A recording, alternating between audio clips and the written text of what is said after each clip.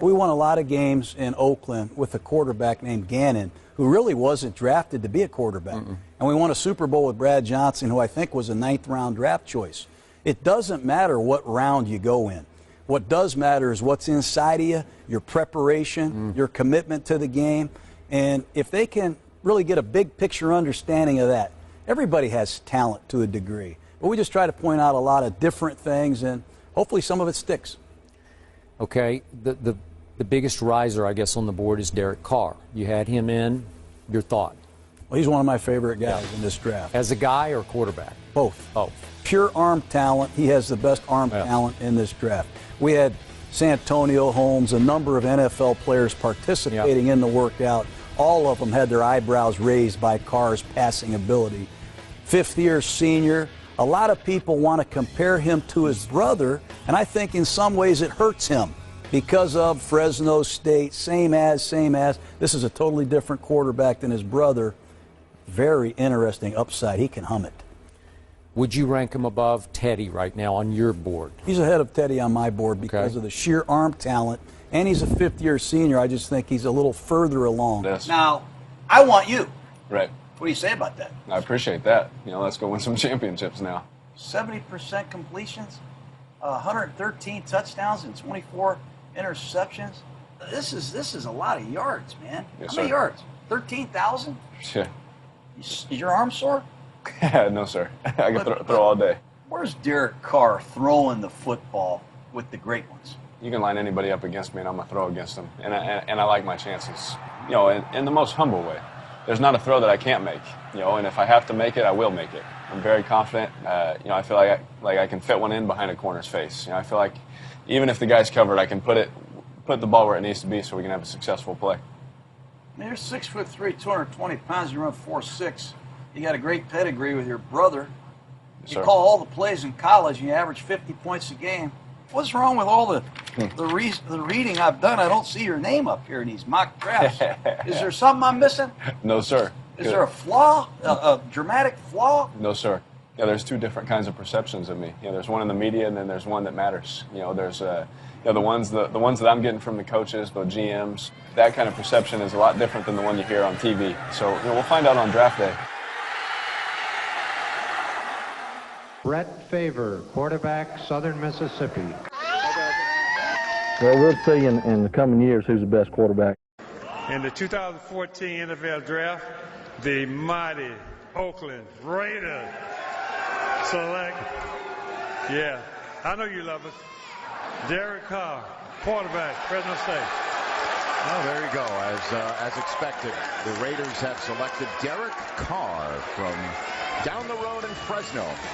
He had 215 pounds, more athletic than people think. He ran a sub 4.7 40 at the combine. A lot of teams thought he was the best pure thrower in this draft. Well, we have two situations. We have Derek Carr and Blake Bortles, 2 really good quarterbacks that are playing really well right now. But guess what? Matt Schaub is out with an elbow injury. This guy was 11 for 13, 143 yards, 3 touchdowns. He looks exceptional. He looks like he's ready to go out. I think that might be it for him today. And in comes Brett Favre. Brett Favre will be the next quarterback. Favre throws down the middle and has a touchdown. Outstanding drive by Brett Favre. The Packers get it back, trailing by 6. Favre has his work cut out for him today. I'll be honest with you. I thought, this is perfect. This is perfect. And you know, it's funny, I played 20 years, the latter part of my career, and like when I went to Minnesota, I was in a similar situation against San Francisco, first home game in Minnesota, but I'm a lot older. And I remember running out on the field going, oh, we're here. I'm like,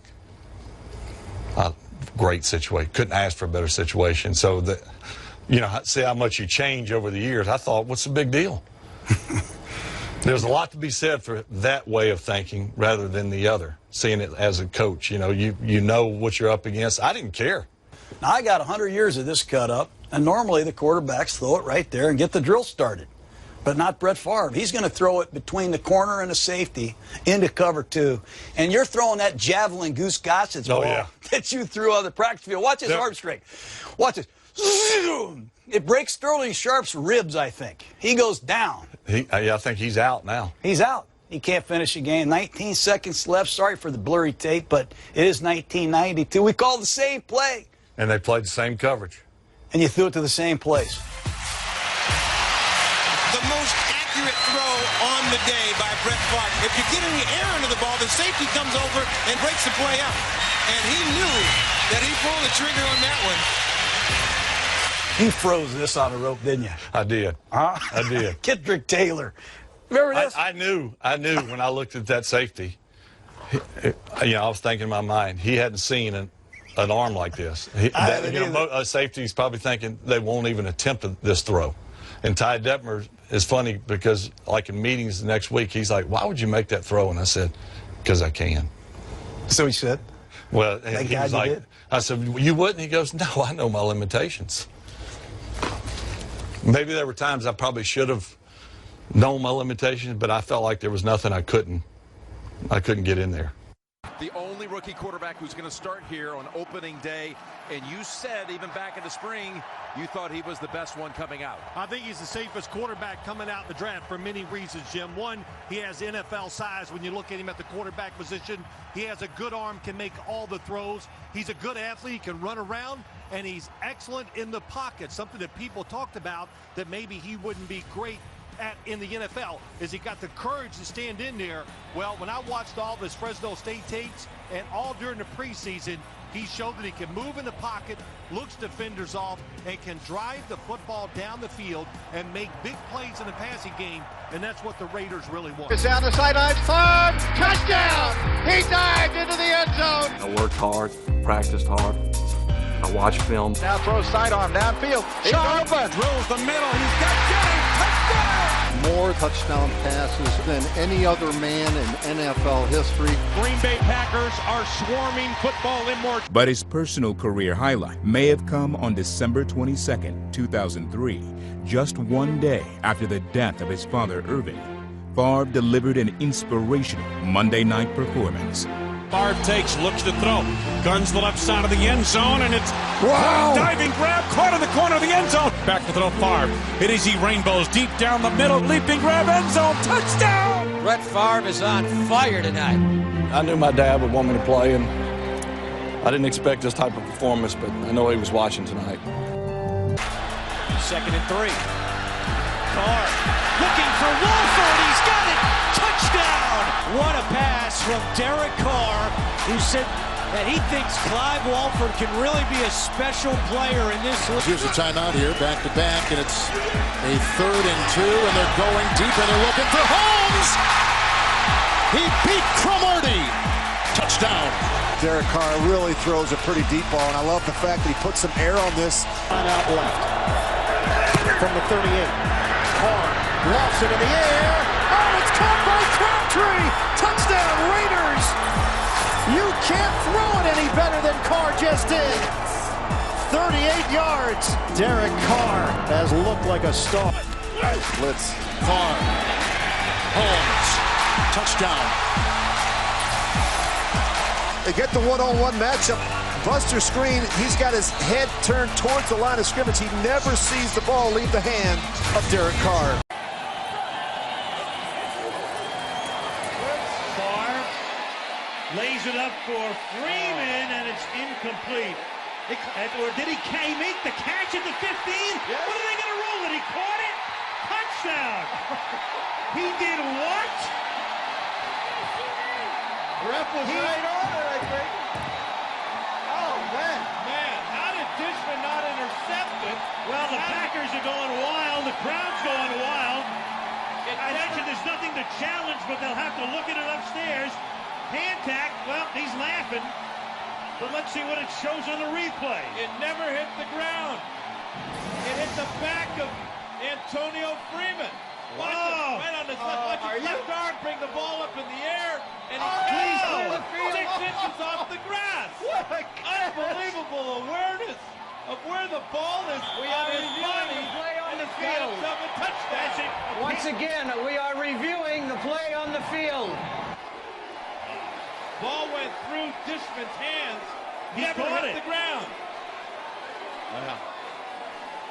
They're trying to bring the teams back onto the field if they overturn it, but I haven't seen anything to overturn it yet.